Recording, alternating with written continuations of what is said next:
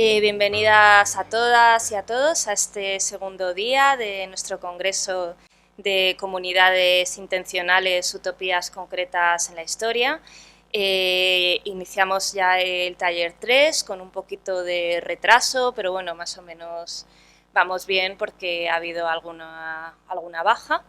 Entonces, vamos a iniciar este taller recuperando también a Eric González Palomares, que no pudo venir ayer, pero que se incorpora, y vamos a comenzar esta mesa redonda con Charo Morán, en un primer lugar.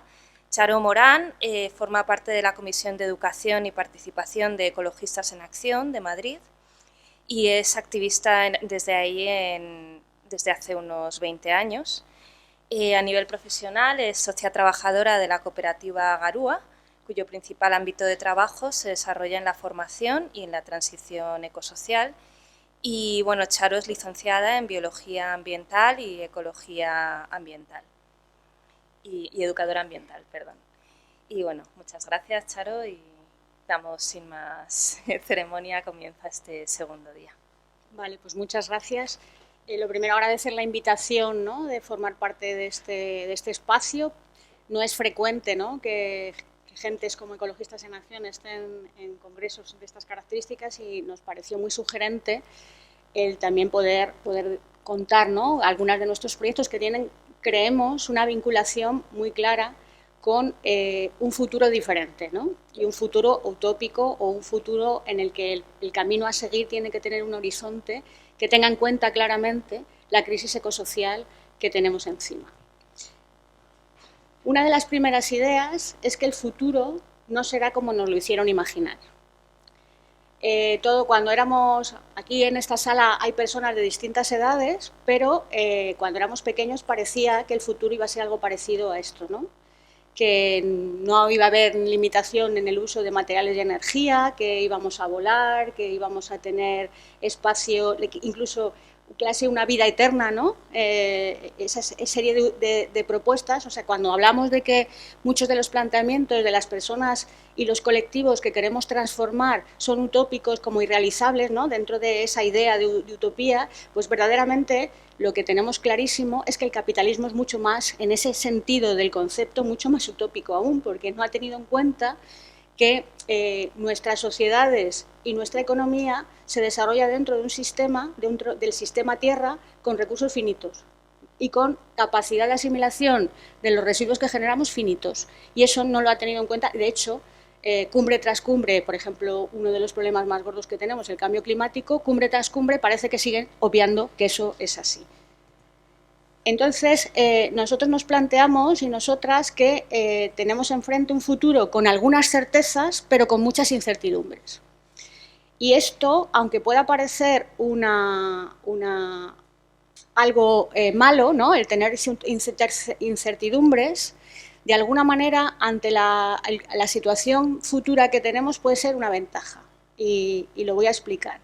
Tenemos un futuro con algunas certezas, como esta que he comentado, que el planeta tiene recursos finitos y sumideros finitos, es decir, la capacidad de asimilar los residuos que genera la especie humana, que el crecimiento ilimitado de la economía es inviable dentro de este sistema con recursos finitos y que la articulación comunitaria y los bienes comunes y la justicia social debería de ser otra de las hojas de ruta a tener en cuenta. Y eso es una de las certezas de las personas que queremos construir un futuro diferente.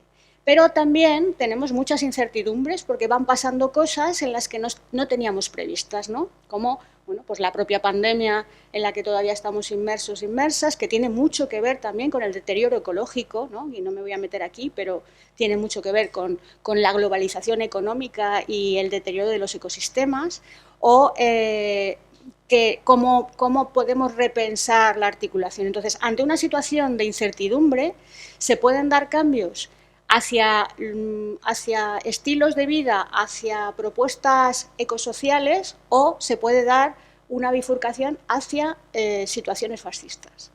O sea, es una situación de bifurcación y se pueden dar ambas, Pero ante este grado de incertidumbre tenemos que pensar que el futuro no está escrito y que en gran medida las personas que componemos o que queremos otra forma de relacionarnos, otra forma mejor, tenemos que sumar para que sea diferente. Nadie pudo prever, por ejemplo, el 15M.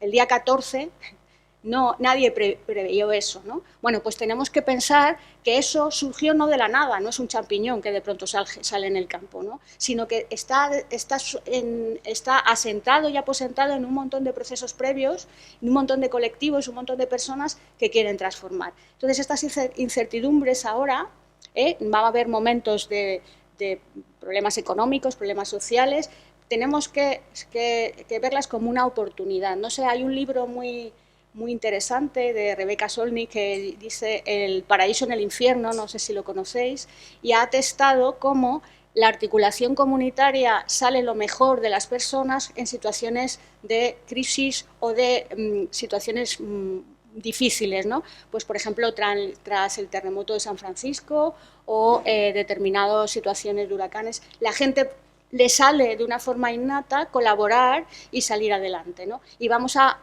pensar que eso va a ser así. Entonces, dentro de las certezas que os decía, es que el futuro va a ser diferente al presente y al pasado, es decir, no hay una vuelta atrás histórica, eso aquí en este foro es claro, ¿no? La historia nunca tiene como retrocesos iguales, sino que va hacia escenarios distintos, ¿no?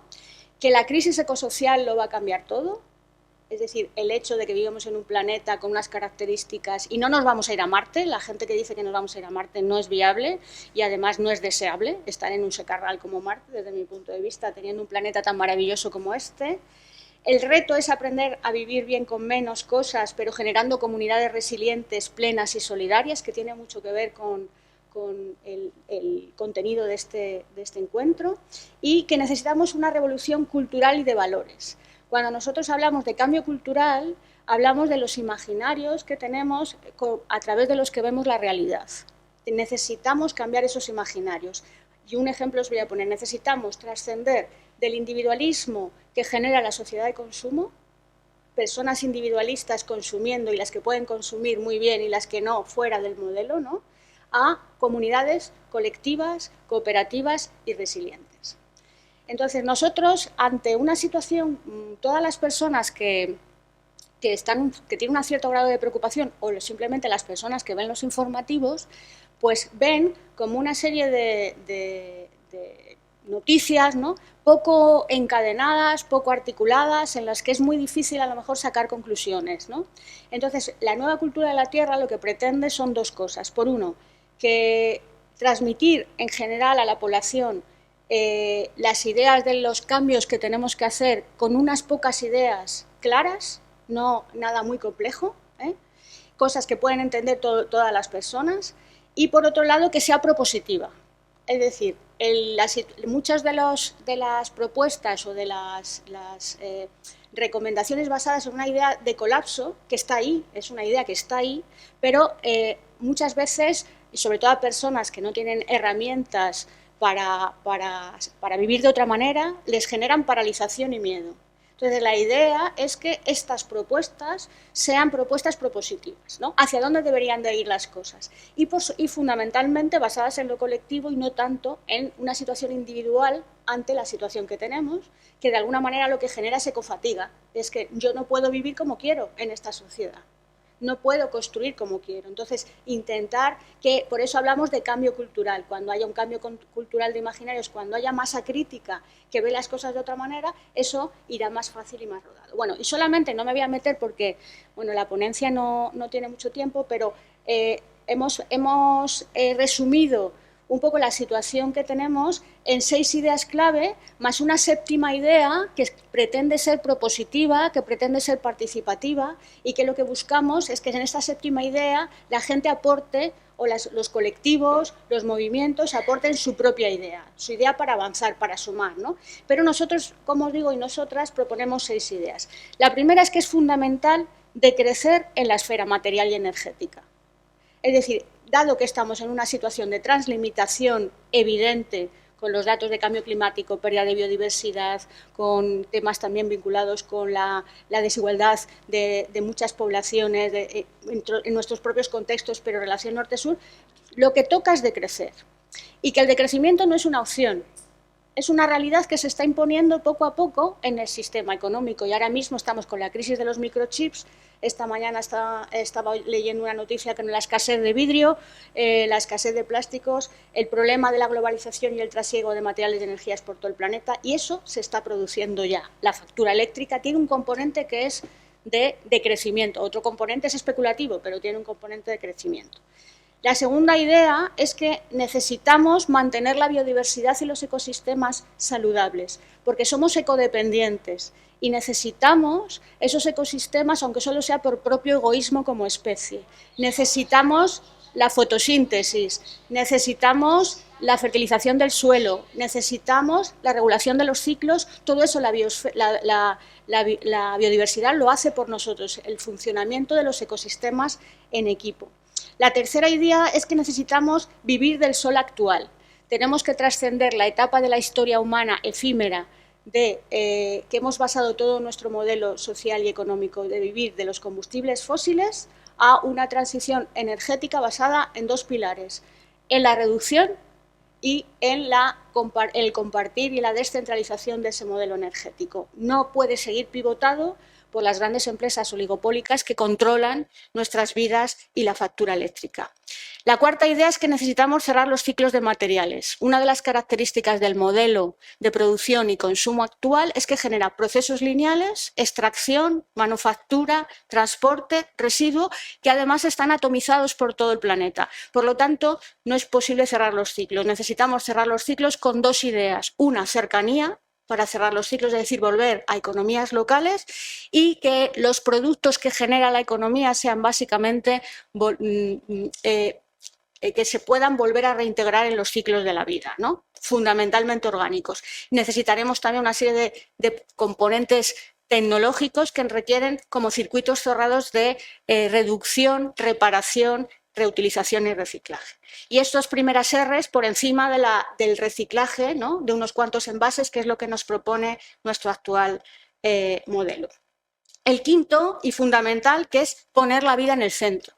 Y para poner la vida en el centro tenemos que hablar de interdependencia, de que somos seres sociales, cooperativos, y que nuestra felicidad y nuestro bienestar depende de estar y compartir la vida con otros y con otras. Y eso tiene mucho que ver con esto que estáis viendo en estos encuentros, ¿no? Bueno, pues tenemos que hablar de los cuidados y cómo ser una sociedad que cuida, una sociedad en la que los cuidados, que son necesarios a lo largo de la vida de todas las personas porque dependemos de esos cuidados, no sean una de las cambios culturales, que los pongamos en el centro y que no solo sean realizados como históricamente, incluso en la actualidad, por mujeres. Tenemos que tener los varones en mayor medida, tenéis una deuda de cuidados con las mujeres, con todas esas mujeres que os han cuidado a lo largo de vuestra vida. Y el último, y lo he puesto el último no porque sea el menos importante, sino porque es el que más relación tiene con este congreso, con este encuentro, es construir en común. Necesitamos construir alternativas, necesitamos construir un montón de propuestas que están articuladas fundamentalmente en recuperar lo común y recuperar la cooperación para el buen vivir. Entonces, ahora lo que sí que he seleccionado una serie de propuestas que están funcionando, que pueden tener que ver con todas estas ideas, ¿no?, que de alguna manera confluyen en estas ideas. Unos compañeros y compañeras vinculados a Ecologistas en Acción, junto con otra serie de personas, han construido una vivienda comunitaria en Madrid. Hay más propuestas como esta en otros espacios del territorio. Compraron un solar. Para que el solar fuese asequible, diríamos, lo tuvieron que comprar en barrios de periferia, ¿no? Es un solar que está en Usera. Bueno, pues han construido una casa bioclimática con aislamientos, con espacios verdes comunes, con energías alternativas, comparten, hacen reutilización de aguas grises, o sea, todo, diríamos, un poco toda la parte, diríamos, más ecológica, ¿no?, de lo que es el edificio, pero también tiene una pata muy importante en las otras dos elementos de una nueva cultura en la tierra: los cuidados los cuidados son colectivos, hay muchos niños y niñas que se cuidan muchas veces entre ellos solos, pues porque tienen un espacio que una de las cosas que ha pasado a la infancia es que les hemos quitado las calles con los coches, con el urbanismo, ¿no? Bueno, pues aquí se autoorganizan, tienen un huertecito pequeño, hacen ajardinamientos y también participan en las dinámicas de la casa. Y luego tienen un espacio, ¿no? Pues para organizar actividades, tienen un taller de música, tienen un taller de poesía, hacen reparaciones en común, etcétera, ¿no? Bueno, pues esto podría ser algo, ¿no?, que puede asimilarse a una comunidad intencional, diríamos, ¿no? Muy centrada, son 17 familias en un espacio muy concreto. Otra de las ideas son todas las propuestas que están surgiendo de ecobarrios, que igual esto ya conocéis más, ¿no? El que siempre es de referencia es el barrio de Bauman, a las afueras de Friburgo, que bueno, pues son un total de 5.000 personas que rehabilitaron un antiguo cuartel con criterios bioclimáticos, con espacios comunes en los que en el interior de este barrio se impide la entrada a los coches, por ejemplo. Ahí se puede acceder, claro, a pie o en bicicleta, los coches se quedan en la periferia y todos los espacios comunes han sido construidos colectivamente y son espacios de vida en común.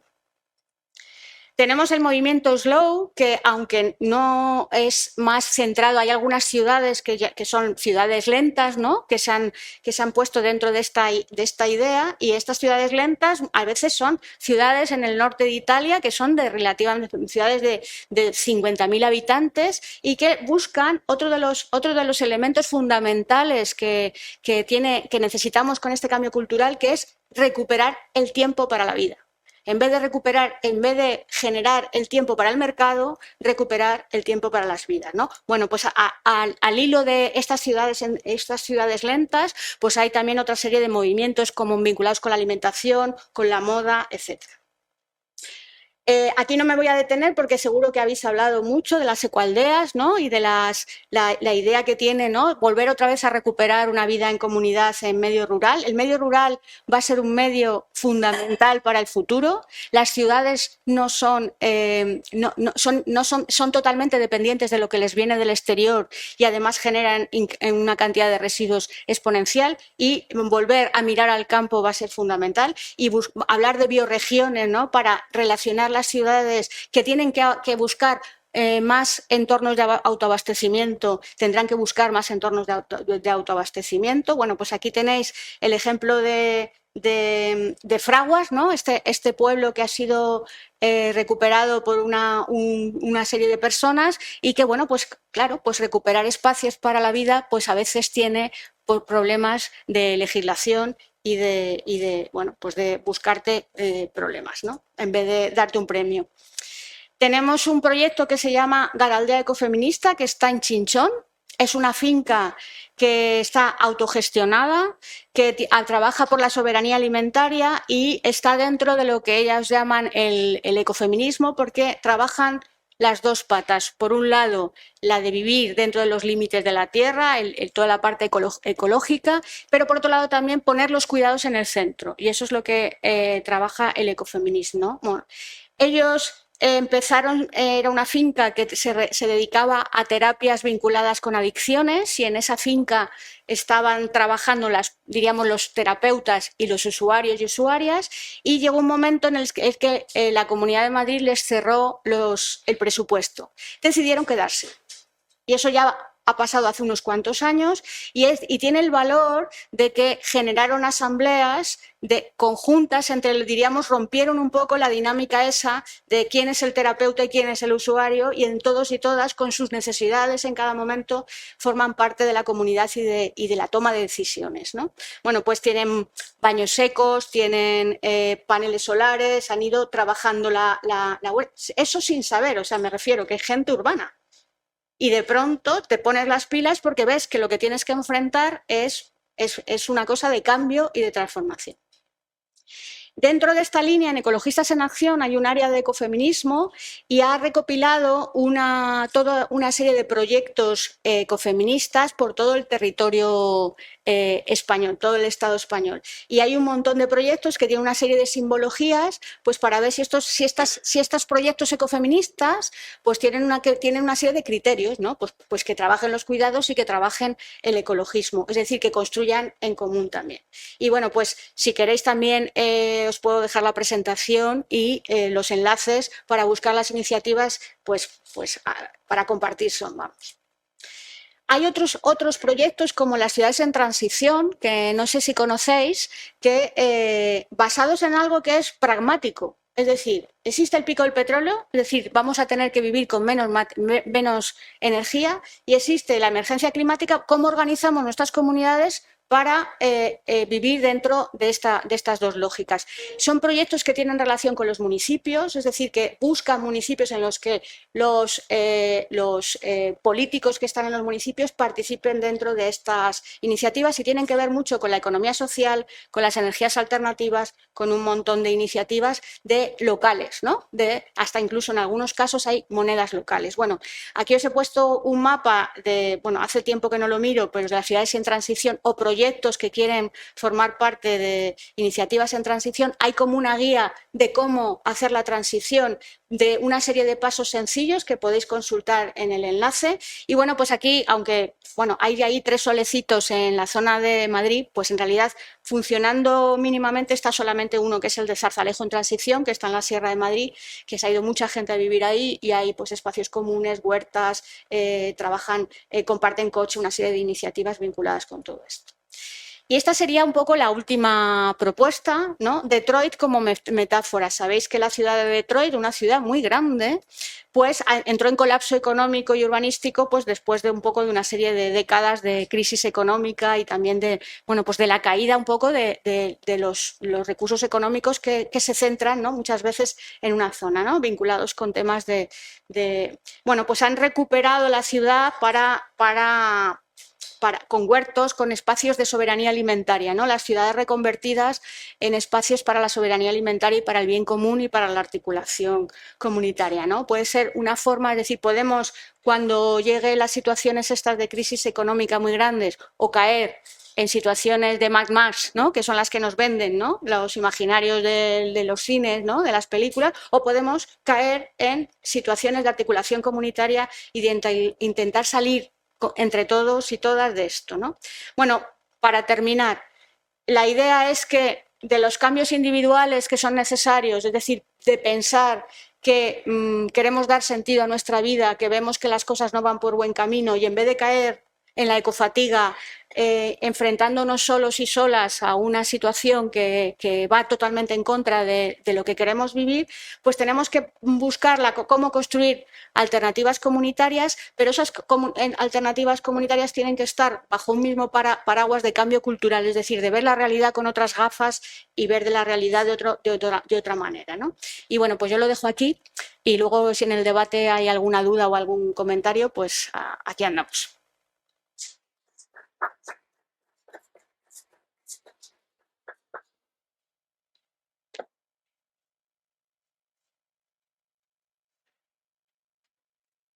Muchas gracias, Charo, por lo que ha sido también un catálogo de propuestas y por esta imagen tan utópica de esta ruina de Detroit que reverdece. Tenemos a continuación la siguiente ponencia de Kevin Hughes. No sé si estoy pronunciando bien el apellido. ¿Sí? Kevin Hughes. Kevin Hughes iba a estar en presencia virtual, pero finalmente se ha venido en presencial, en analógico. Y bueno, él nos ha mandado una biografía muy en primera persona, que voy a intentar trasladar a la tercera persona, en la que habla de cómo desde muy joven sus 2 pasiones fueron la ecología y la vida en el entorno natural, así como la psicología y el trabajo interior. Y esto se relacionó con su decisión vital, con 26 años, de unirse a la ecoaldea de Los Portales, en la que vive desde entonces.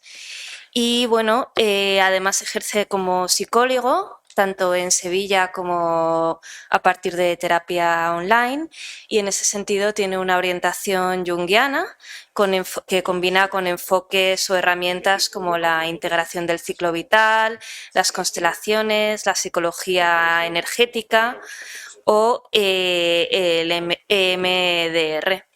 Y bueno, él dice que su sueño es que el ecosistema humano de la comunidad y el ecosistema natural en el que vivimos sea cada vez más un solo ecosistema, y bueno, nos hablará de la comunidad como camino.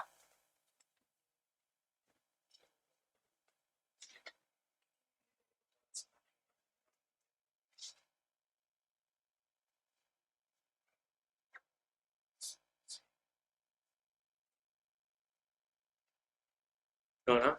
Vale, vamos a ver.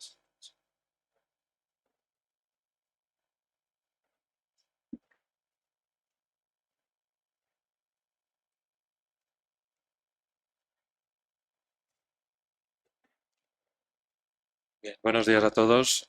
Muchas gracias y a todas.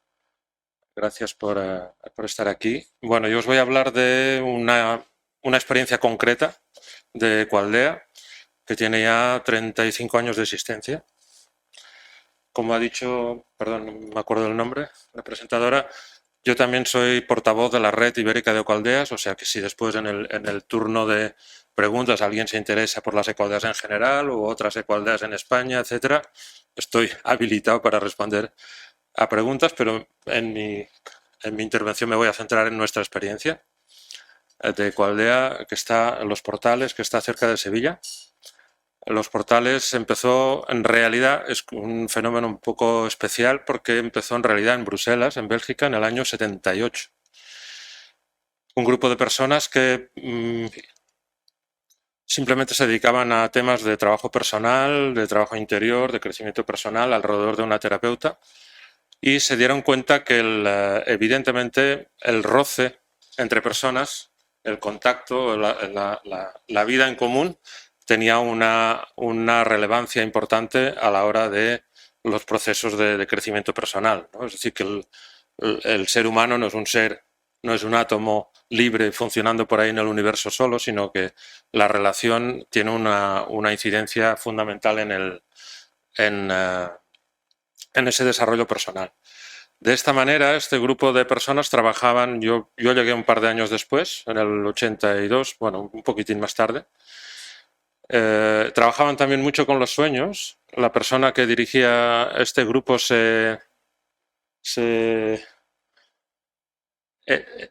era de inspiración junguiana y, bueno, pues si pueden pasar mejor, si no, bueno. No tiene reproductor, si claro, claro. Bueno, es que lo he traído por si acaso. Me gustaría que vierais algunas imágenes del proyecto en sí, porque hay imágenes hermosas, pero bueno, o si las puedo ir pasando yo una a una, pero tendré que estar. Bueno, en fin. Como os decía, en ese proyecto la comunidad no era el fin en sí. El fin era más bien el trabajo personal y el desarrollo personal, pero digamos que la comunidad vino como un fruto de ese proceso de desarrollo personal. Y de hecho, en Bruselas, antes de venir a España, el grupo fundador llegaron a ser unas 50 o 60 personas en un mini castillo que alquilaron en Bruselas y vivían todos juntos allí.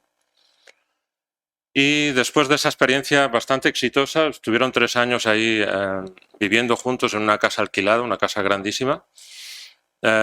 Surgió en ese ritmo de trabajo interior, surgió el nuevo reto, ¿no? Ok, nos llevamos bastante bien ahí todos viviendo en esa casa inmensa que habían alquilado en Bruselas, pero ¿qué pasaría? Pero claro, yo me peleo contigo y esta noche pues no estoy en la cena, me voy al cine, desaparezco, tal, al día siguiente te evito por los pasillos, etcétera, ¿no? Y surgió el interrogante, bueno, ¿qué pasaría si viviéramos en la naturaleza en medio del campo? ¿Cómo sería esa convivencia? ¿Cómo sería esa vida en común, ¿no? ¿Cuáles serían los retos en esa nueva etapa, ¿no? Y bueno, el núcleo fundador, que eran gente joven y muy aguerrida y muy valiente en ese momento, pues vendieron todo lo que tenían y compraron, estuvieron buscando en varios países y acabaron comprando ese hermoso pedazo de tierra que espero que podráis ver en las imágenes, aquí en la Sierra Norte de Sevilla en el 1984, ¿vale?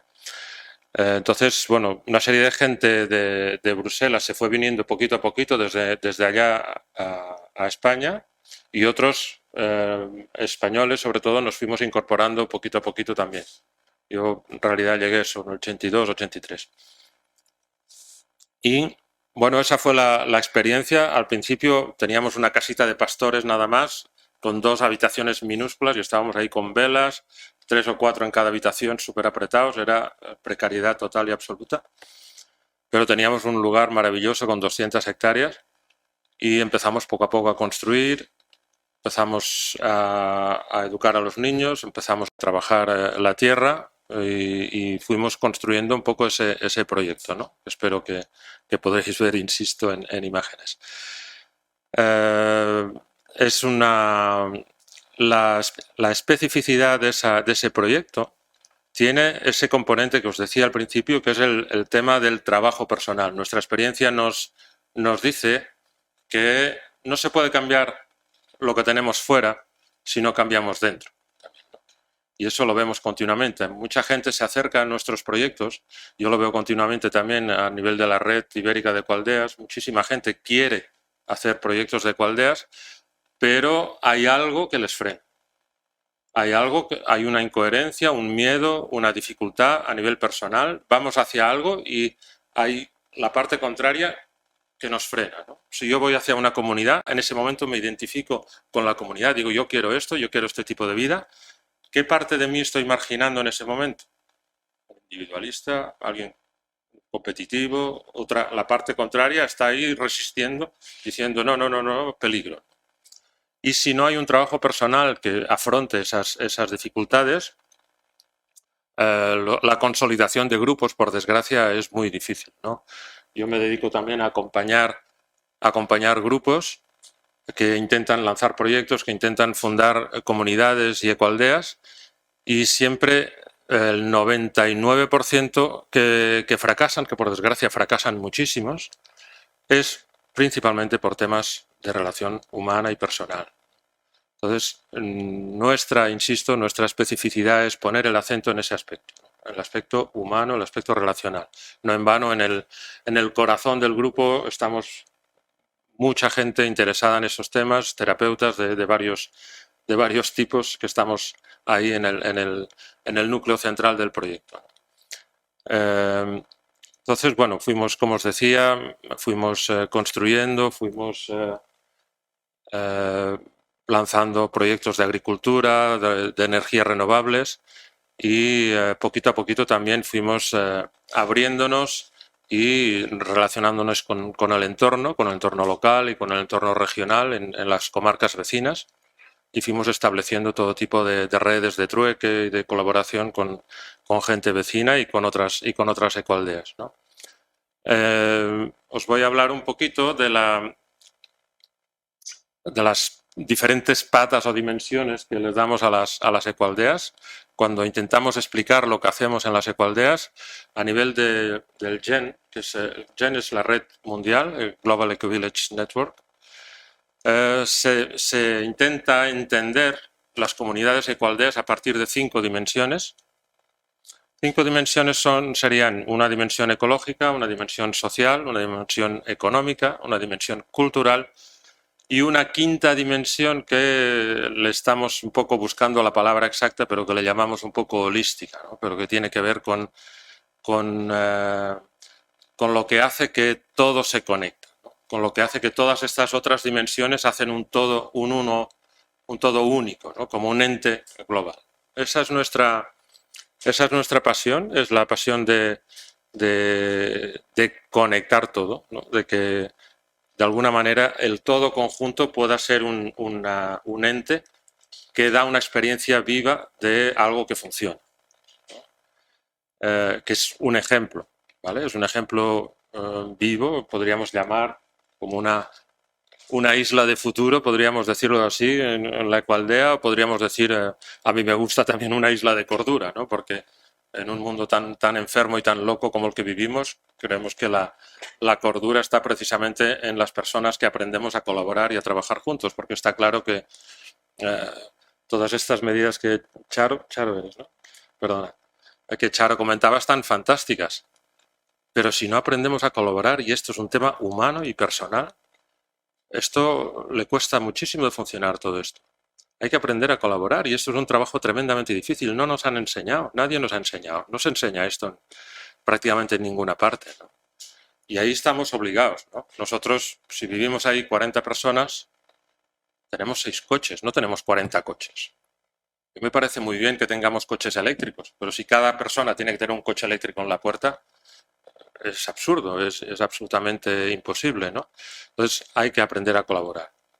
Y la convivencia nos obliga de alguna manera a colaborar, ¿no? Y eso es una experiencia práctica que lleva muchos años funcionando, que os aconsejo que como experiencia la tengáis en cuenta. Solo un minuto. Sí, todavía no he empezado casi. Bien, entonces, como os decía, para mí la clave de esto, bueno, voy a contar otra cosa importante ahí. En el grupo fundador eran, como os decía, de inspiración junguiana, de psicología junguiana. Y Jung era un gran viajero, había estudiado muchas culturas tradicionales, etc.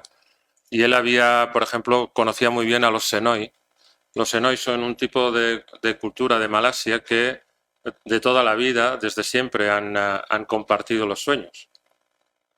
Y los antropólogos han estudiado que esa cultura es de las más pacíficas y de las menos belicosas y de las menos violentas. Y los antropólogos lo atribuyen en buena medida también a esto, a ese hecho de compartir el sueño nos da un acceso a lo mayor de uno, ¿no? También a los problemas, a los traumas, a las dificultades que cada uno de nosotros tenemos, pero también nos da acceso al potencial que todos tenemos. Y en los portales decidimos utilizar esa herramienta también y de hecho trabajamos mucho con los sueños y de hecho vemos que en los sueños de las personas hay mucha información para el grupo también, ¿no? Aparecen informaciones que son beneficiosas para todos, para el colectivo, ¿no? Entonces, insisto, en esa dimensión holística, lo que vemos ahora después de toda nuestra experiencia es que hay una especie de ente global del proyecto, de la Equaldea, que tiene su personalidad propia, que va surgiendo, ¿no?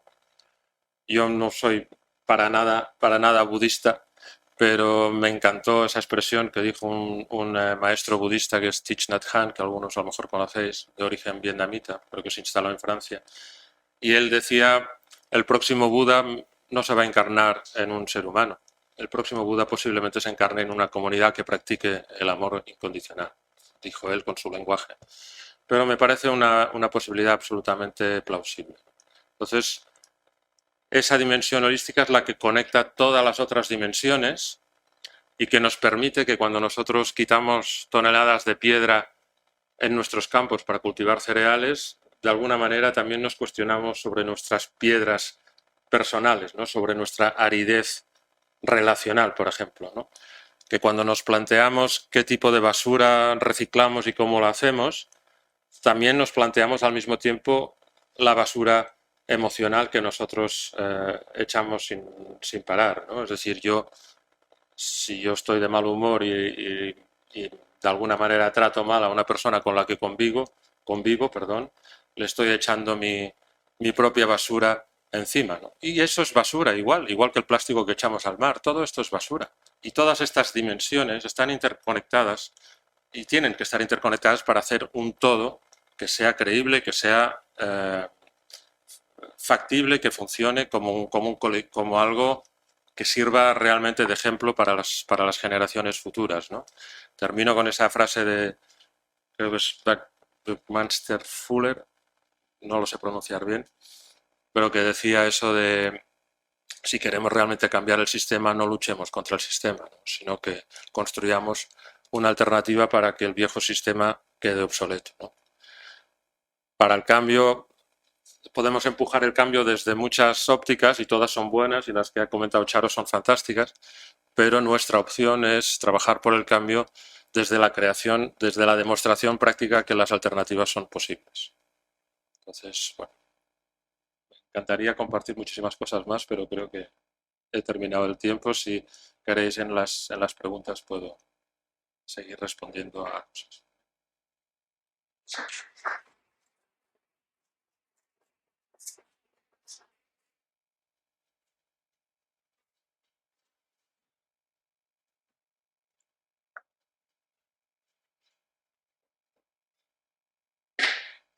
Muchas gracias por esta aproximación, bueno, poner sobre la mesa, ¿no?, la cuestión psicológica y emocional, que es una cuestión que muchas veces marca de manera fundamental el devenir de las utopías concretas y que no siempre se aborda.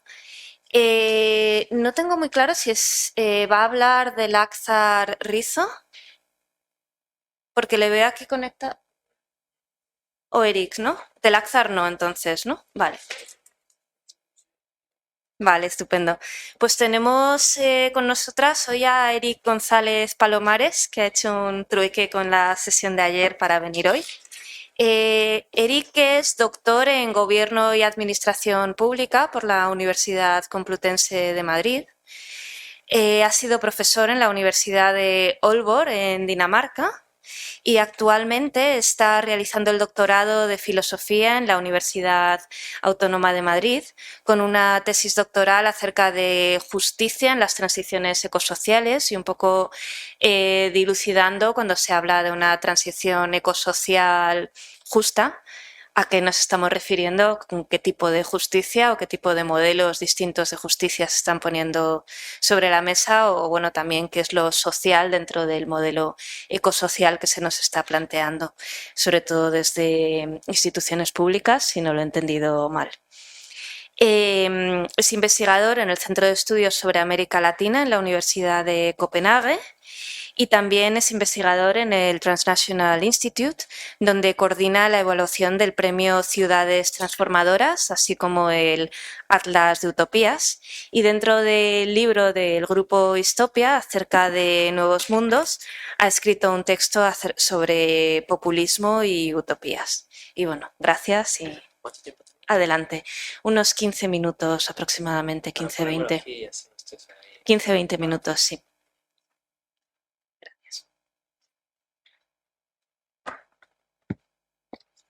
Bueno, hola, me escuchan ahí, ¿no? Vale, genial. Bueno, pues un agradecimiento y una disculpa.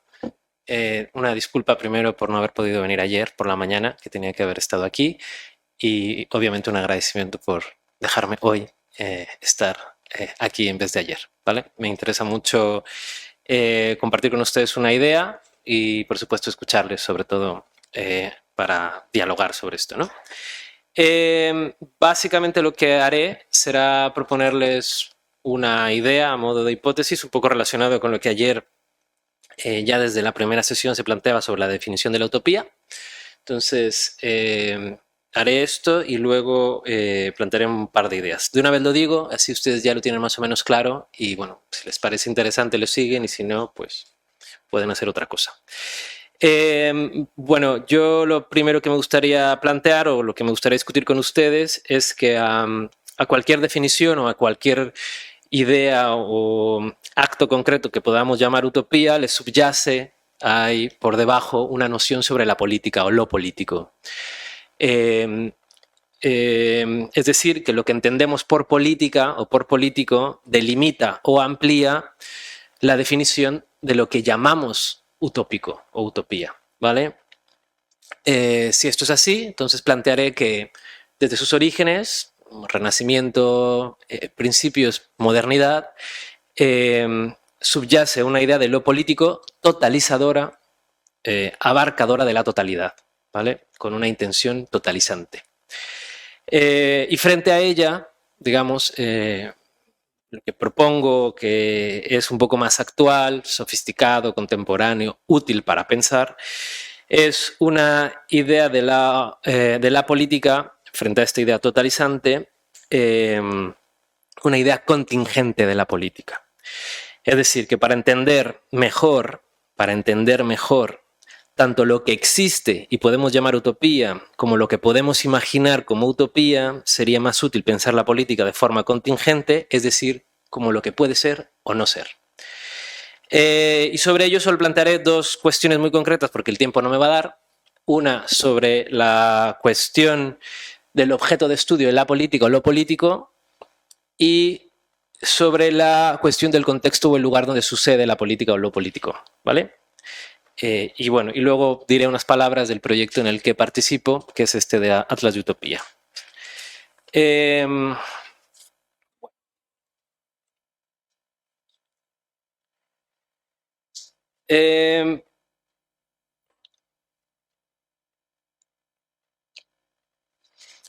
Digamos, por ponerlo así, ¿no? Para tratar de responder por qué entre patios, que era uno de los proyectos que nos presentaban, por qué entre patios podemos decir hoy que es una utopía, ¿vale? Eso sería, digamos, dicho de otra manera, lo que yo intento argumentar aquí.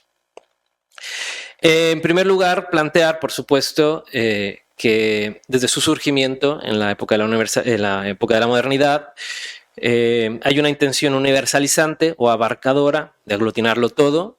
Y en esto me gustaría mencionar dos cuestiones distintas pero relacionadas y que creo que nos van a dar mucho que pensar. Por un lado, el momento, la época, venimos de, como obviamente me imagino que la mayoría sabe, de la época de la Edad Media. Hay un conflicto muy profundo entre el poder civil, el poder del imperio y el poder religioso. Hay esta necesidad totalmente política de tratar de aglutinar estos dos poderes, hay conflictos, pero siempre hay una necesidad, ¿no?, de encontrar una idea, digamos, en la Iglesia o la idea de la Iglesia, del poder absoluto, igual que el imperio. Cuando empieza la modernidad, es decir, el Estado, aunque ¿no? Se empieza con esta frase en latín que ahora les busco para sonar un poco más sofisticado. ¿Cómo se llama esto? Quis regiu euis religio, ¿no? Que es lo de la religión del príncipe, la religión del Estado. Una vez que se resuelve el problema, en realidad no se resuelve porque los estados surgen con una necesidad abarcadora, es decir, soberana. La idea de la soberanía implica demarcar unas fronteras, pero un poder totalizante dentro de esas fronteras, es decir, abarcarlo todo dentro de esas fronteras, ¿vale? Todas las utopías, ustedes, ¿no? Si hacemos así un breve recordatorio de la literatura utópica de la época, ¿no? De Tomás Moro, pasando por la Nueva Atlántida, en fin, hay una idea de poner todo en su lugar, ¿vale? Todo tiene un lugar, todo está sistemáticamente organizado, ordenado, ¿no? La amplitud de los temas, que hace que a veces la literatura sea un poco aburrida porque hay que tratar todos los temas de la vida, están ahí y todo tiene un lugar, ¿vale? Esa es una intención, es una necesidad, si ustedes quieren, política del momento de encontrarle el lugar a todo dentro de un marco. Eso es por un lado. Por otro lado, también está la cuestión de la ciencia, ¿no? La necesidad o más que necesidad, ambición de conocer la naturaleza y por ende entender las causas y los efectos de lo que pasa, tanto en lo físico como en lo humano o lo social. Por lo tanto, hay una necesidad de encontrar condiciones, causas, ¿no? Que son aún nociones con las que trabajamos cuando hacemos ciencia, incluso la ciencia social, ¿no? Condiciones necesarias, condiciones suficientes, cuáles son las variables dependientes, las variables independientes. Es decir, hay una intención de encontrar no solamente el lugar de las cosas en la totalidad, sino encontrar por qué sucede una cosa, cuál es la causa y cuál es el efecto. Y encontrar sus causas y efectos se entendería que nos ayudaría a resolver el problema del por qué no están ordenados de una manera armónica. ¿Vale? Estas dos cosas son muy importantes porque tienen que ver tanto con la idea de la política como con la idea de la ciencia, ¿no? De cómo entendemos lo humano y lo social y sus posibilidades, por qué pasa lo que pasa. ¿Vale? Esto es importante porque luego podremos entonces entender por qué lo que puede o no ser es importante. Si me aceptan esto, es decir, ya puedo pasar a lo siguiente, ¿no? Si me lo aceptan sin conceder que hay una idea totalizante en el origen de la utopía, que por esto también se podría entender que son justificadas las críticas a la utopía por su propia intención totalizante, Lo que sugiero aquí es que que es más útil pensar la utopía con una noción de la política contingente, es decir, sobre lo que puede ser y no ser, en base a la especificidad de lo local y en base a la demanda. Ahora digo dos cosas sobre esto. Vale.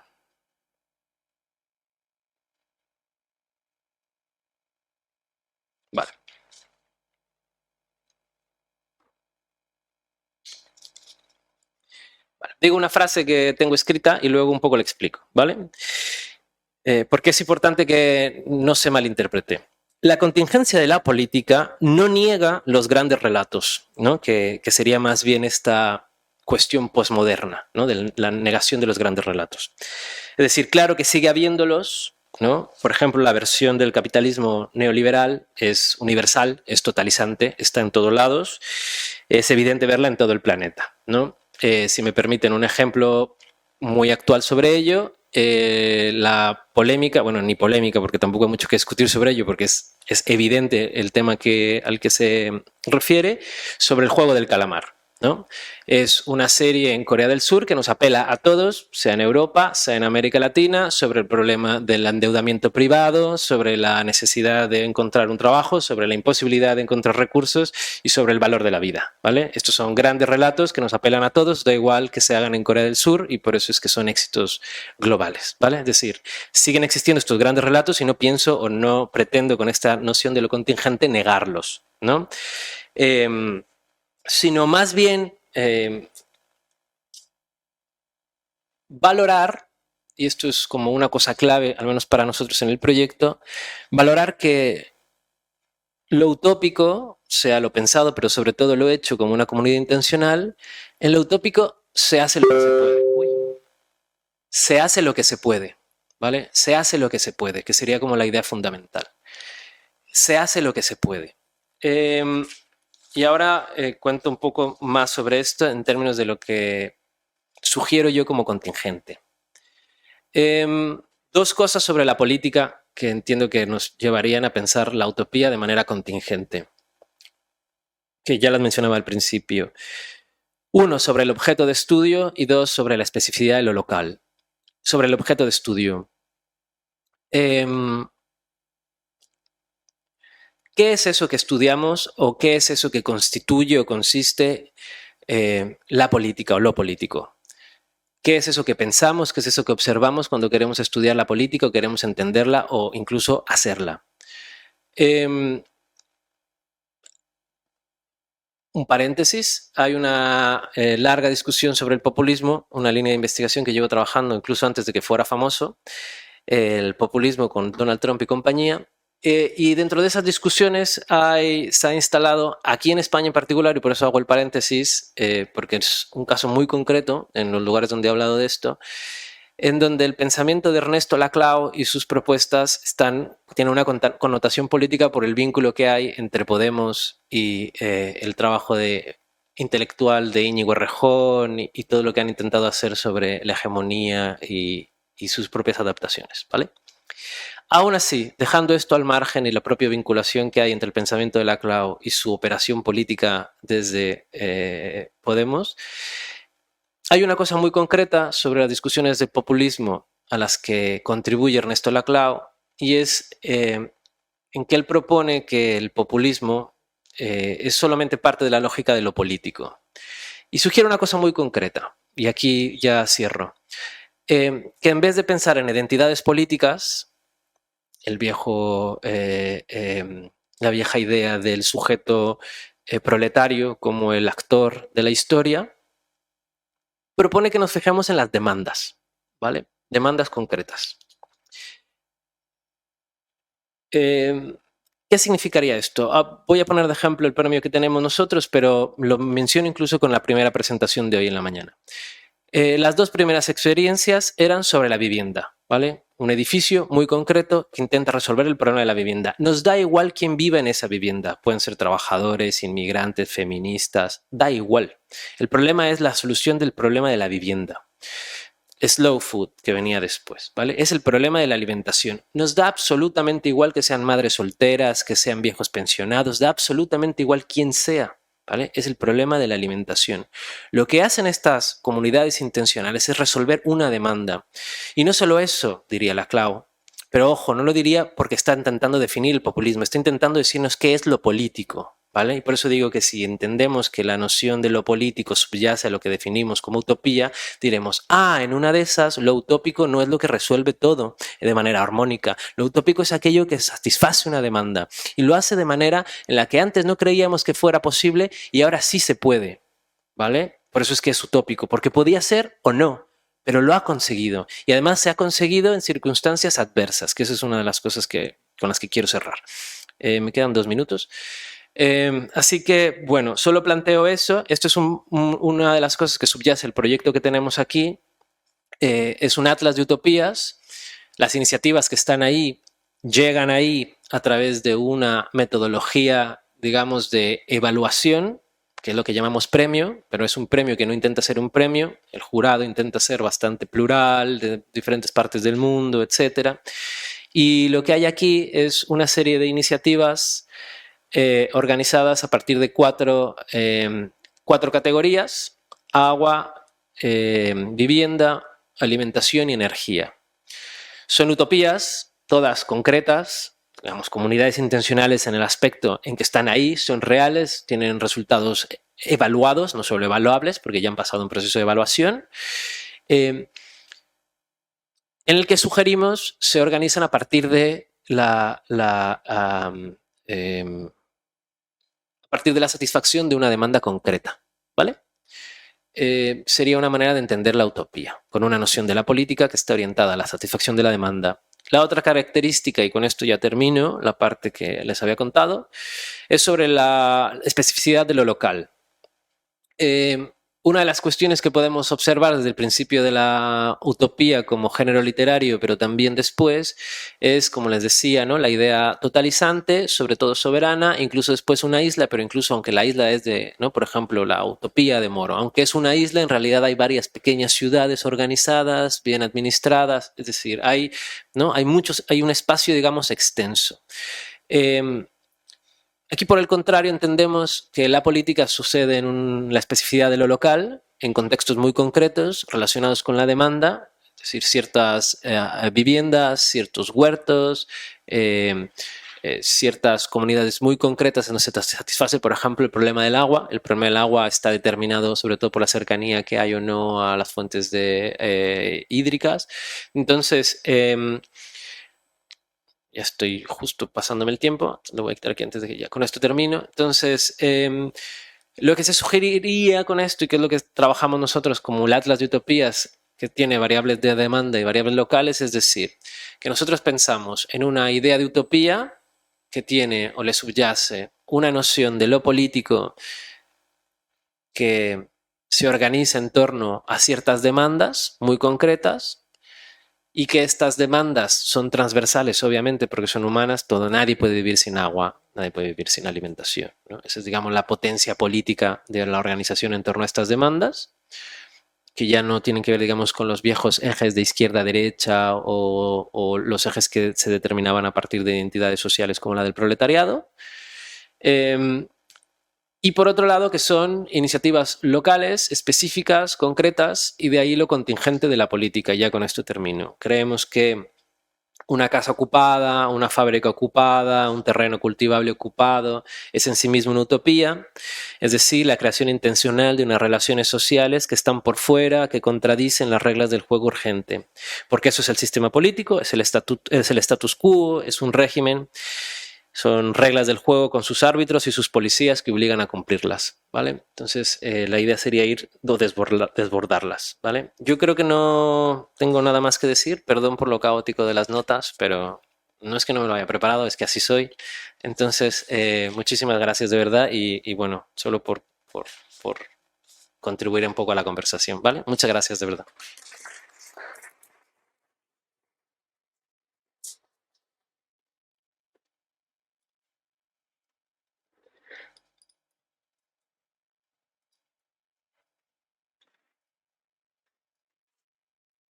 Bueno, gracias por esta reivindicación de la contingencia y de lo concreto, que creo que es una cuestión que recorre toda la mesa.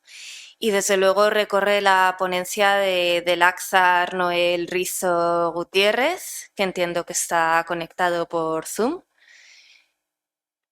Hola, de Láxar.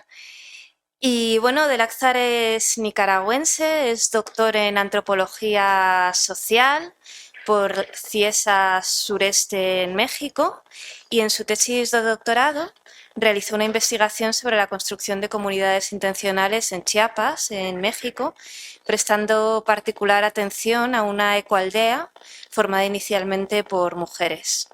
Y su interés específico fue el explorar las prácticas de utopización, ¿sí?, que permitían a sus habitantes crear sentido de comunidad. Es bonita esta idea de utopización, te preguntaré luego. Actualmente está en el programa de becas postdoctorales de la UNAM y es becario del Centro de Investigaciones Multidisciplinares sobre Chiapas y la Frontera Sur, CIMSUR, en el periodo 2020-2021, asesorado por la doctora Amalia González. Y sus temas de interés están en las utopías, las ecoaldeas, el medio ambiente, los futuros, las narrativas de salvación y las etnografías multiespecies. Y bueno, gracias por estar aquí virtualmente.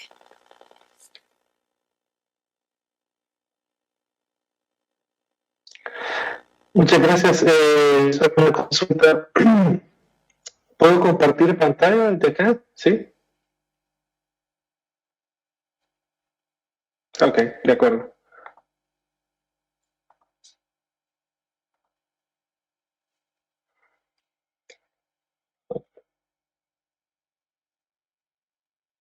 Bueno, muchísimas gracias por la introducción. De hecho, lo que voy a hablar va a tener bastante resonancia, o como decían en la ecoaldea, va a ser un eco a través del mundo, va a tener esta resonancia magnética. Entonces, sin más preámbulo, porque el tiempo apremia, inicio, si estoy compartiendo pantalla, ok. Solo para dar un poco de contextualización, pensé que no lo iba a tener que hacer porque había otros exponentes que iban a tener diálogos sobre Chiapas. Da la impresión de que voy a ser el único ahora. En los Altos de Chiapas, o en todo Chiapas, de hecho, se vive un contexto donde se combina poblaciones indígenas, extranjeros, hay un rizoma de redes, hay una variedad de conceptos que están navegando dentro de este espacio. Hay relaciones de poder diferentes, emociones, proyectos.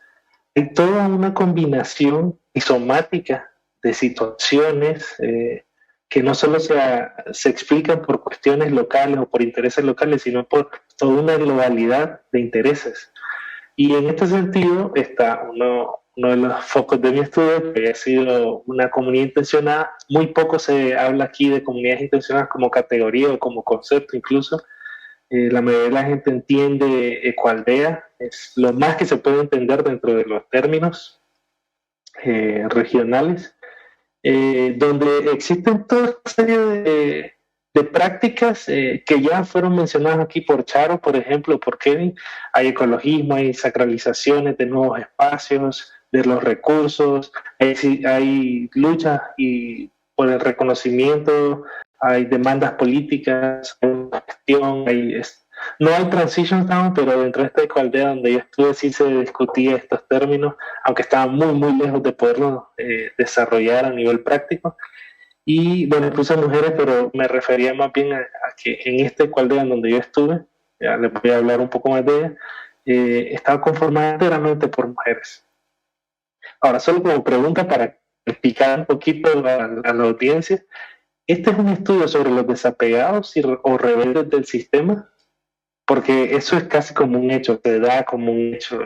Incluso creo que Kevin hablaba de la importancia de esa experiencia donde él está, de haberse separado. Así, esta separación, ¿verdad? Habla siempre de la rebeldía, de decir, no, pues yo me salgo del sistema y me voy a vivir al campo con 40 personas. Bueno, la metodología que utilicé solo para hablar muy puntualmente fue Semblanzas de Familia de Wittgenstein. Hice trayectorias de vida de las personas de la ecoaldea mi actitud fue estudiar las narrativas y la vivencia de las personas dentro de este espacio. Y una clave, algo que fue fundamental para mí, tal vez demasiado académico en este punto, pero fue pensar que el sujeto comunitario se constituye en diferentes mesetas e intereses a través del tipo del espacio. Es decir, a pesar de que estuvieran ahí en ese momento, estuvieran en la utopía concreta o en la utopía vivida, pensando en Ernest Bloch, no necesariamente eso definía enteramente su futuro o determinaba que eso era lo único que iban a hacer en su vida. Eso era muchas veces una situación temporal y que de hecho las personas de la igualdad lo asumían como tal. Ahora, muy de rapidita forma, aquí están mis bases epistémicas o teóricas, incluso algunos modelos metodológicos para estudiar al sujeto, a lo que yo llamo sujeto comunitario. Es principalmente la forma de vida de Wittgenstein, considerando esta como una certeza, como reglas, como herramientas de convivencia, es decir, formas en las que el lenguaje, la práctica y la forma de vida se daban para que la convivencia y la forma comunitaria tuviera sentido. Y de Bloch tomo, por supuesto, Heimat como la pasión presente y futura, es decir, es algo que no se piensa que uno tiene que llegar a ella, sino que uno ya está viviendo en ella. Y también considerando que las percepciones de esta población en la que se llama la igualdad, tenían que ver asumiendo la postura de hay una crisis mundial, hay una crisis ecológica, civilizatoria, y el sistema se lo llevó todo. Ya, entonces ha fracasado. Como ejercicio de sociedad hay que hacer estos nuevos tipos de ejercicio. Entonces, hablando de utopización de la comunidad, los ejercicios teóricos que yo hice, de teorización más bien,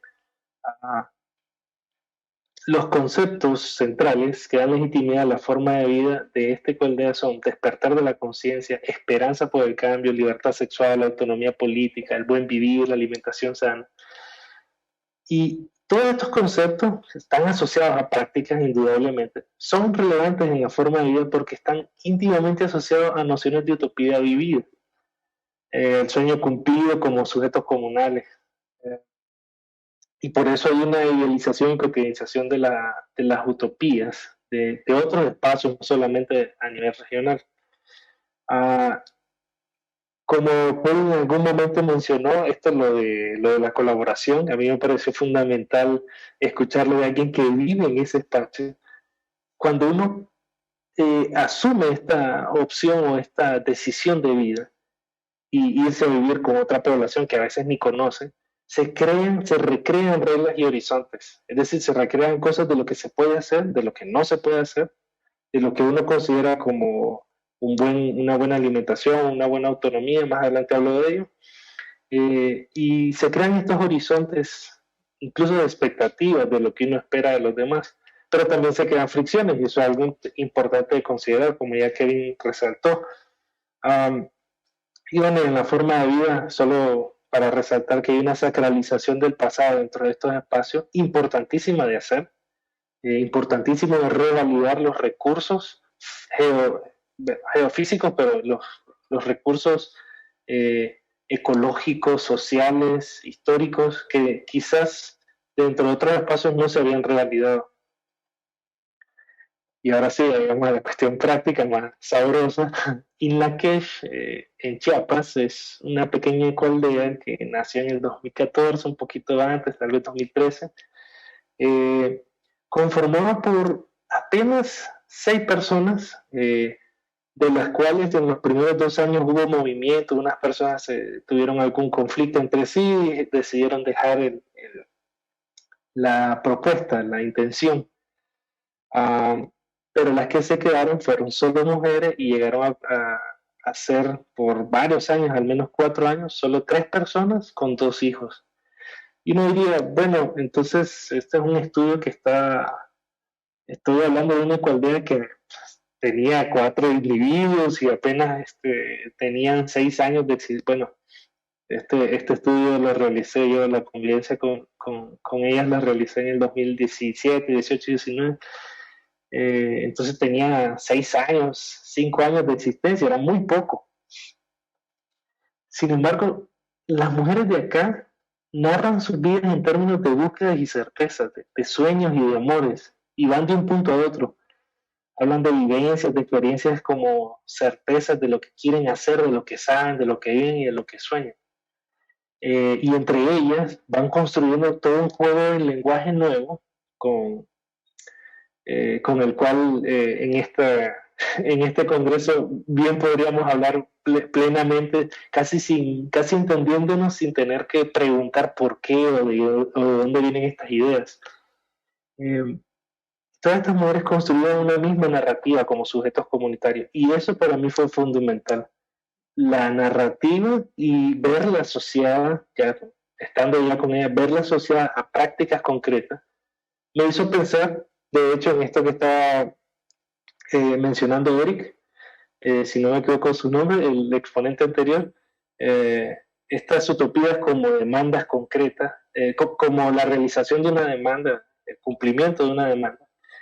Para ellas, vivir en comunidad, vivir en común, implicaba ya un sueño cumplido. El sueño guajiro, decía una de ellas.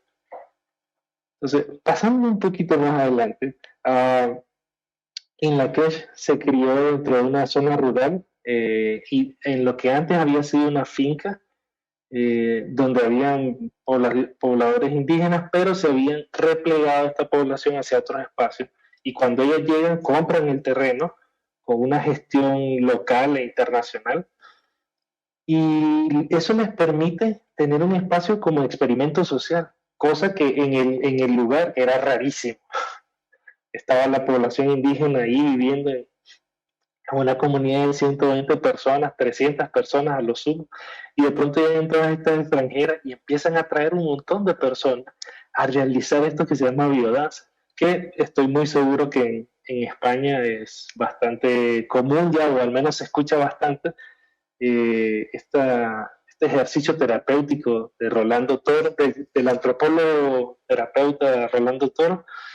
Entonces, para esta población local, ver a estas mujeres extranjeras organizar, autogestionar sus alimentos, su dinero, manejar y todo eso, parecía una cosa como sacada del otro mundo, un experimento súper rarísimo, porque de entrada no había ningún hombre.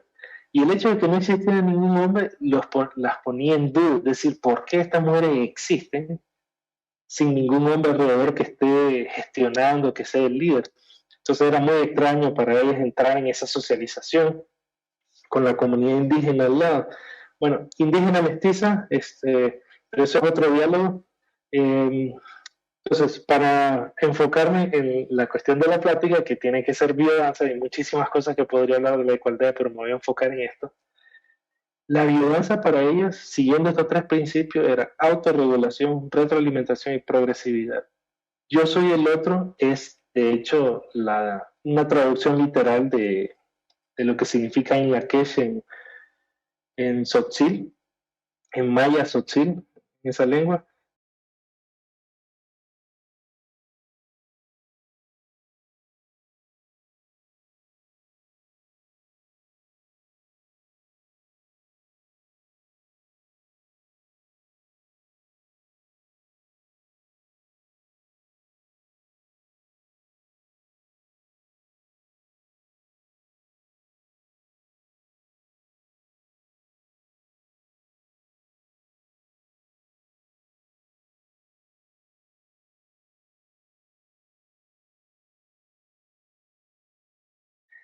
Eso les lleva a ella siempre estar haciendo reuniones y estar resolviendo los conflictos de manera puntual, 2, 3 veces al día. Bueno, aquí alguna foto, bueno, más que fotos, son como panes, porque para poder vivir en una aldea alguien tiene que producir algún tipo de dinero, porque no se puede comprar todo de la nada. Y las mujeres que vivían acá no tenían un bagaje económico, digamos, alguna herencia grandísima que les permitiera montar este proyecto y vivir de esa herencia, ¿no? Tenían que producir dinero. Entonces, como pueden ver en los carteles, pues tienen algún costo. Usualmente está enviado a una clase media, pudiente. Y como pueden ver, los temas son muy similares. Ven aquí biodanza, afectividad vital, un sistema a través de la música, el movimiento, el contacto. Y en el otro cartel, el regalo de los sueños, un estudio terapéutico en el que se puede explorar los sueños personales. Dime. Disculpa, si podemos más o menos abreviando. Está mejor. Sí, claro. Ok, aquí hay otros temas que se toman, la comida energética, Terranova, la educación para ecoaldeas y algunas imágenes donde pueden ver el tipo de alimentación y la población que va cambiando, ¿verdad? Es decir, con respecto a los años, 2016 la de la derecha, 2019 la otra, la población cambia, siempre la mayoría son mujeres y extranjeras. Prácticas de utopización, la biodancia funciona como una recreación de parámetros éticos, como un punto de red a nivel mundial. Más que hablar de islas, ahí sí voy a diferir de los anteriores, voy a hablar de algo que me dijo una de las líderes de la Ecualdea. Son puntos de acupuntura en el mundo. Es decir, estos están conectados todos, de alguna manera. Incluso Kevin mencionó una red iberoamericana de cualquier, bueno, ellas están dentro de esa red, aunque no están exactamente, bueno, sí están en Iberoamérica, pero bueno, eso es términos geopolíticos discutibles. Entonces, bailar esta biodanza no solo es una libertad individual, una terapia para resolver conflictos emocionales, sino que genera una responsabilidad colectiva, porque el ejercicio no acaba dentro de la sesión, sino que se impulsa a vivirse fuera de él, digamos, en otras relaciones sociales.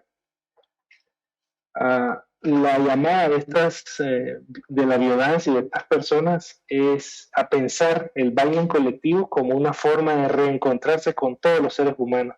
Y por lo tanto el ecualdiano es un nuevo sujeto histórico que intenta reconectarse con la naturaleza, con otros seres humanos y consigo mismo.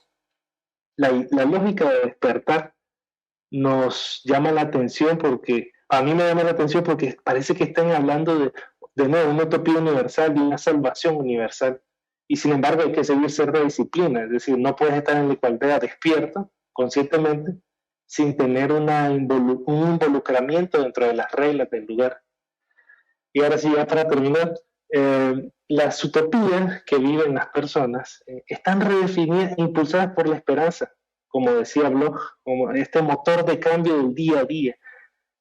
Es ejercer lo práctico en acciones particulares, es cultivar, es dialogar en las mañanas, en las tardes, en las noches, entre el colectivo, y es reestructurar conceptualmente lo que uno quiere ser en la vida.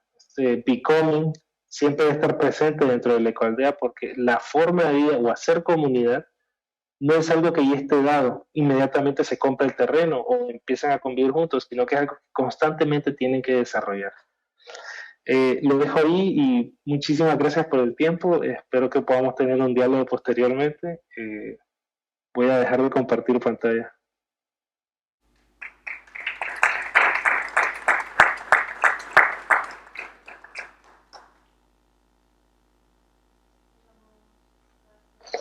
Listo.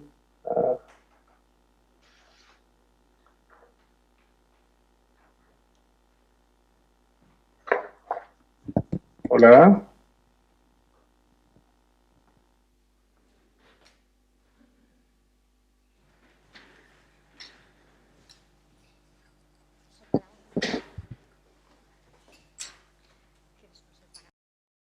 Muchas gracias por una mesa que plantea muchos temas que dialogan entre sí.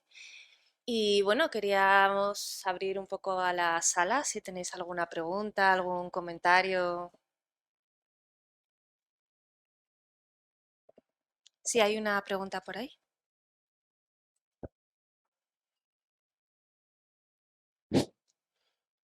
Bueno, pues muchas gracias a todos, a vosotros, las aportaciones a la exposición tan interesante. Yo voy a dirigir a Charo, si me lo permitís.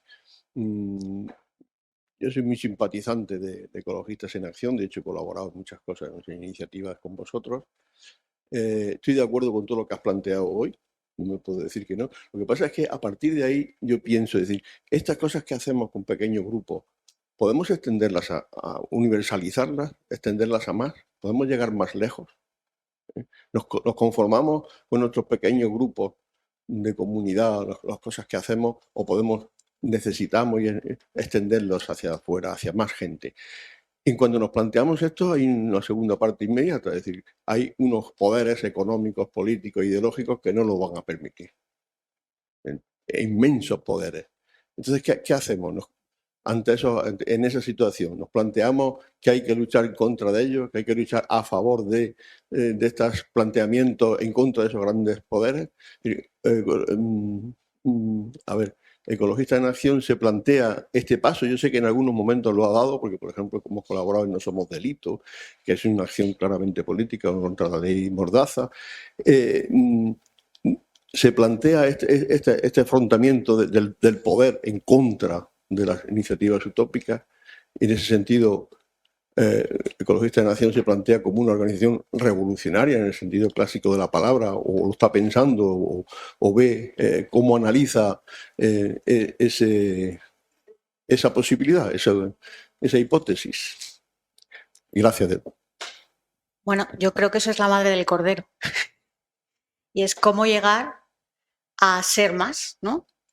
Y por eso nosotras, bueno, yo hablo desde del trabajo del área de educación, ¿no? Sabes que hay distintas áreas de trabajo y una de las características de Ecologistas en Acción es que trabajamos dentro de lo que es el marco del ecologismo social y que vinculamos totalmente todas nuestras propuestas, acciones a las poblaciones o los colectivos y trabajamos en red. Entonces, la idea es, lo mismo ahora mismo se puede trabajar con los chavales de Fridays for Future o en un momento dado con la gente de antidesahucios. O sea, que nos encontrarás en todos los sitios, en la medida de la capacidad que tenemos, porque somos prácticamente todas personas activistas, no somos personas que tenemos nuestro trabajo, nuestro empleo en ecologistas, ¿no? Pero vamos, yo creo que una de las... Hay como distintas propuestas más vinculadas con largo recorrido, corto recorrido, ¿no? Y uno de los largos de recorrido, de alguna manera, es el que he querido yo transmitir aquí, es ese cambio cultural, ¿no? Y nosotros lo que pensamos es que, bueno, lo he comentado un poco en la exposición, es que va a haber situaciones de bastante incertidumbre y cambios bruscos, con otra serie de reorganizaciones del modelo, porque el modelo se reorganiza. Las propuestas de capitalismo verde son eso, reorganizarse ante una situación de que cada vez hay más gente que demanda otras cosas, ¿no? Y hace unos años también hicimos una campaña que se titulaba Consumimos felicidad, entre interrogantes, y creo que una de las cosas que hay que poner encima de la mesa para este cambio cultural es que este modelo no nos genera felicidad y bienestar, y que cada vez tenemos más patologías asociadas con el modelo de producción y consumo, ¿no? Desde la soledad hasta cosas vinculadas con la falta de dependencia, de relación con la naturaleza, ¿no? Que en las ciudades hasta todo lo colectivo, ¿no? Y los ataques de ansiedad, de estrés, etcétera, ¿no? Y bueno, todos los estudios psicológicos, antropológicos, sociológicos que consultamos decían que el bienestar de las personas está en comunidad y es lo que nos quita esta sociedad consumista, individualista y competitiva. Entonces, claro, como ante un aparato mediático como el que tenemos y de publicidad continua, pues nosotros podemos ir avanzando en esto. Pues pensamos que construyendo alternativas desde cosas pequeñas a cosas progresivamente más grandes, en las que cuando la situación de incertidumbre va a facilitar que cada vez más gente se contagie de esas nuevas formas de hacer, ¿no? Y que pasa de vez en cuando, y ponía el ejemplo del 15M, pero puede ser también la explosión del movimiento feminista, cada vez más inclusivo, ¿no? En el que más gente está imbuida ahí, ¿no? Entonces, solamente puedo decir que el futuro no está escrito, y que lo que tenemos que hacer es poner todas las semillas posibles entre todos y todas para que sea de otra manera.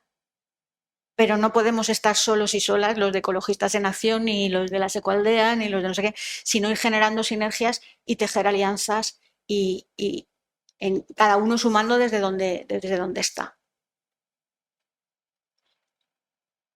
Vale, pues si nadie pregunta, yo sí tengo una pregunta y bueno, enhorabuena por las buenas charlas que nos habéis dado.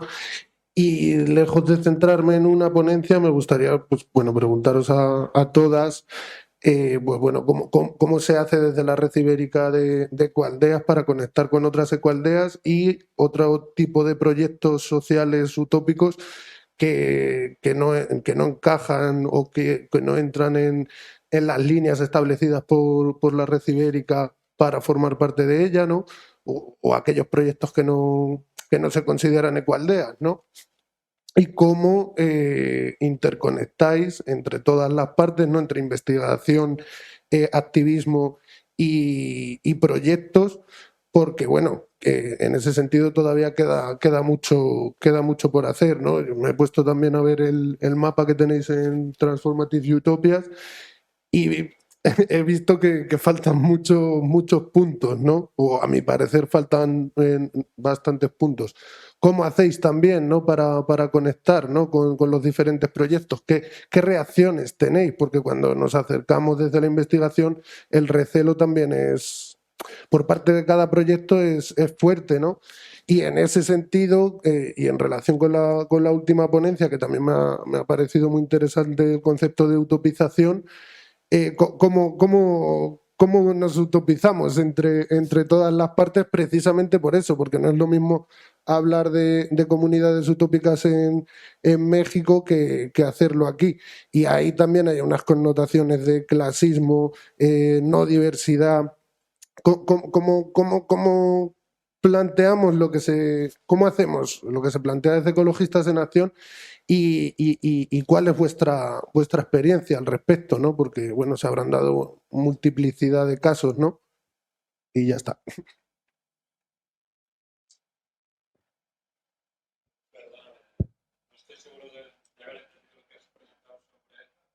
El micro.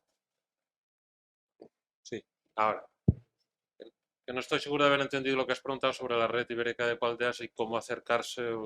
Sí, en la red ibérica de ecoaldeas ahora mismo hay como 15, 17 ecoaldeas, ¿no? Sí. ¿Cómo desde la red ibérica se hace para interconectar con otros proyectos? ¿Se tienen que acercar los proyectos? ¿Se acerca la RIE a ellos? ¿Cómo la RIE se relaciona con el mundo académico, político, utópico, activista? Ahora sí te he pillado. Bueno, la red es una gran paradoja porque efectivamente la red intenta ser una comunidad de comunidades, es decir, realmente generar un sentimiento de comunidad a nivel global. La práctica es que, bueno, hacer funcionar una ecoaldea es algo absolutamente agotador, apasionante, pero agotador, que exige muchísimo compromiso y muchísima presencia. Y la verdad es que a todos nos cuesta, aunque yo llevo en la red desde hace muchos años y trabajo dentro de la red, pero es verdad que nos cuesta, ¿no? A veces lo decimos, tendríamos que tener a un liberado de estos que la red le pudiera dar un dinero para que fuera por ahí viajando y conociendo a otros grupos que sabemos que existen, pero que por alguna razón no se han integrado todavía en la red, ¿no? Es decir, es así, la realidad es esta. De todas formas, hacemos, bueno, menos ahora que ha cambiado un poco el modelo a partir del COVID y todo esto, pero siempre hemos hecho muchos encuentros globales. El primero que hicimos en los portales hubo 539 personas exactamente, porque yo me encargué de las inscripciones, y que siempre hemos tenido mucha actividad de cara a promover que la gente se acerque, que la gente conozca, que ahí hay un compartir en el encuentro de la red, pues todo el mundo puede conocer los diferentes proyectos, las diferentes ecoaldeas, conocerlas una a una, interesarse por una, por otra y ponerse en relación. Y en cuanto a lo que preguntabas sobre el mundo académico, la verdad, nosotros hemos tenido, por ejemplo, en los portales, ahora mismo hay una estudiante holandesa haciendo su tesis y creo sobre el tema de ecoaldeas y sobre el tema de sostenibilidad, etcétera, etcétera. Y si no recuerdo mal, es por lo menos la cuarta o la quinta persona que hace su tesis a partir de nuestra experiencia personal. O sea que hay mucha gente joven que se interesa por el tema y que vienen a investigar en experiencias concretas. Y no somos los únicos, hay otros proyectos que también han recibido estudiantes, ¿no? Pero en nuestro caso, por lo menos ya es la cuarta. O sea que hay relación con gente joven que está interesada en el tema. Posiblemente no la haya tanto, a lo mejor con gente más senior como algunos de vosotros que os dedicáis a estudiar estos temas y que curiosamente tampoco os habéis acercado a experiencias reales para estudiarlas, ¿no? Para conocer ya una utopía concreta que funciona con solera y con experiencia de casi 40 años. Y eso también nos llama un poco la atención. Estoy encantado de estar aquí, pero... Bueno, creo que estas son cuestiones además también de contarse, ¿no? Quién ha estado, dónde ha estado, todo esto, y que podemos seguir con el café. Y bueno, nos vemos en la siguiente mesa y nos vemos ahí fuera. ¿Quieres responder un poquito? Venga. Genial, venga, pues lanzamos la pregunta para el café. Sí, solo para que no quede, ¿no?, lo de los pocos puntos. Los puntos del Atlas en realidad son solo una selección de pocas iniciativas cuyo objetivo no es que sean las mejores, sino aquellas de las que el jurado cree que hay mucho que aprender, ¿vale? Y creo, si me permite polemizar con el respeto que se merecen en la polémica intelectual, creo que el problema de la pregunta es que se sigue pensando con una idea de utopía universalizante. No hay posibilidades de universalizar la lucha local. Ese es como el gran problema fundamental, que en las viejas estrategias revolucionarias del Palacio de Invierno ya no existe Palacio de Invierno desde el cual se puedan generar los cambios políticos. Y voy a poner un ejemplo bien concretito, ya solamente para terminar. Hay una iniciativa, hay desde el Ayuntamiento de Madrid, que es, ¿no?, grande, ¿no?, o sea, es un espacio grande, muchos millones.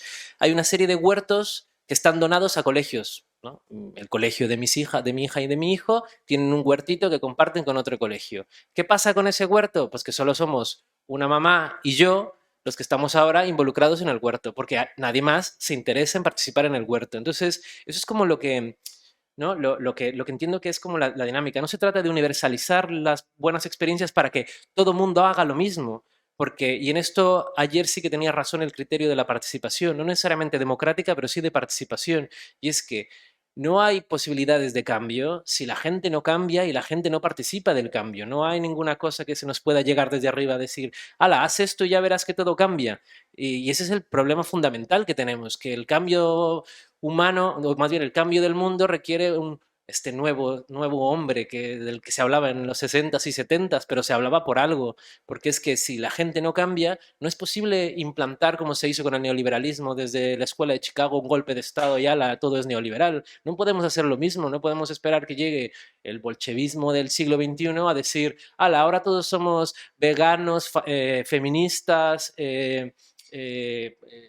decoloniales, ¿no? Y eso es lo difícil, que por eso es que hay como mucha necesidad de pedagogía y de transferencia del conocimiento, ¿no? Que es un poco, yo creo, la clave fundamental. Y obviamente el desafío, pues, más grande, vamos, cambia la gente.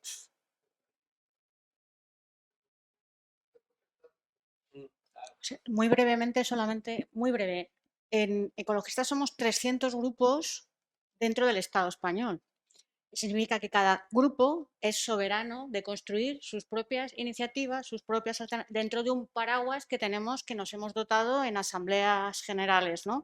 Y conectamos desde lo local, cada uno en su contexto, nosotros en el contexto de Madrid, con otros proyectos. Nosotros vamos a Garaldea con cierta frecuencia y organizamos allí eventos, o el campamento de chavales de verano es en un pueblo abandonado, en Sieso de Jaca, para aprender otras formas de estar en el mundo, ¿no? O sea, pero hay que ir tejiendo, y en cada lugar será cosas según los contextos cercanos. Claro. Bueno, vamos a seguir con todo esto en el café para no empezar ya el día con un retraso que se irá arrastrando. Y bueno, gracias a todas. En el café, si quieres, o si a lo mejor lo dejamos para un poco después. ¿Delazcar ha pedido la palabra a lo mejor o no? Ah, ha pedido la palabra. Vale, vale. Bueno, vamos a darle la palabra un momentito a Delazcar, que no la había entendido bien. Gracias. Trataré de ser breve porque ya viene el café. Yo estoy totalmente de acuerdo, aunque uno pueda socializar todas estas experiencias, creo que incluso la idea de las ecualdeanas con las que yo estuve y donde participé, era aprender de otras experiencias, pero localizándolas para quizás demandas locales, necesidades locales e intereses locales también. Es decir, habría que reconocer que cada grupo es tan diferente y tan diverso que universalizar un método, un modelo, incluso hasta podría ser peligroso, esa universalización, porque tiende a homogenizar esas cosas. Y solo para no dejarlo, lo que mencionaba de utopización, pues yo lo que le puedo compartir es un término que yo he formulado a partir de una combinación de otros teóricos, Brunner, Wittgenstein, ha destacado y me refiero a utopización cuando uno fulgura el aspecto de la práctica cotidiana, es decir, uno le cambia el significado a algo que incluso puede hacer cotidianamente. Y en esta construcción de una nueva narrativa, también se ejerce esa exigencia por un ejercicio nuevo, es decir, por una práctica nueva. Y para que sea una práctica tiene que tener un significado específico, valorado a nivel local, por supuesto, no universalizando. Nada más. Muchas gracias. No, no haber entendido bien lo de que habías pedido la palabra. Bueno, pues nada, gracias a todas, a todos y bueno, seguimos charlando ahora en el café.